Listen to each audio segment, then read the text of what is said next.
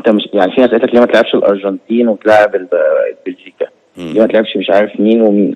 يعني انا ما اقدرش، الناس عندها كاس عالم، فاي حد هيجي هيلعب بعد توقف الفرق الكبيره دي، هو ما عندوش غير ماتش واحد يلعبه. مش هيقدر يلعب ماتشين لان خدت سوريا، خدت الكويت، خدت الاردن كده كان يعني. ممكن ناخد ده، كنا هنعمل ده باللعيبه المحليه بالظبط، كنا هنعمل ماتش باللعيبه المحليه، لكن حصل يعني ايه، جالنا منتخب الاول فقلنا اوكي، وبعدين رجع في كلامه الشركه قالت لك لا مش هيجوا، فشاف كان جالنا حد منتخب تاني فقلنا طيب خلاص نشوف، فكان المبلغ المعروض مش كويس، وكانوا عارضين ان ممكن يعلى في حاله ان صلاح يجي.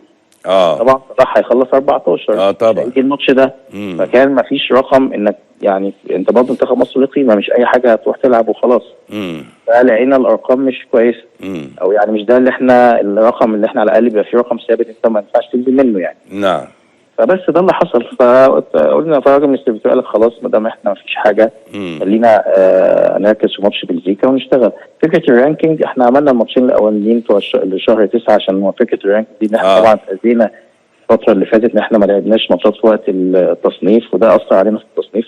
فدايما كان كلامي معاه وهو شايف ان لازم اي فتره لازم نلعب ماتشات عشان الرانكينج بتاعنا يزيد ونشتغل. يعني احنا عندنا ريبه تجاه موضوع معين، وعشان توضحه وتنفي الكلام اللي بيتقال فتجيب حازم امام مع مدحت شلبي. انا كده اتاكدت ان اللي في دماغنا هو اللي صح. محمود متولي، ياسر ابراهيم.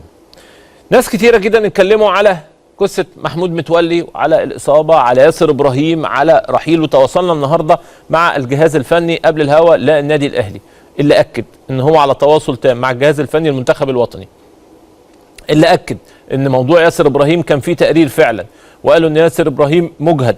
والحقيقه الجهاز الطبي لمنتخب مصر سمع الكلام والامور مشيت بشكل جيد جدا جدا جدا. ابو عبله من هنا ومحمد ابو العلا من هنا، ومحمد ابو العلا الحقيقه محمد ابو العلا خبرات كبيره جدا في هذا المجال.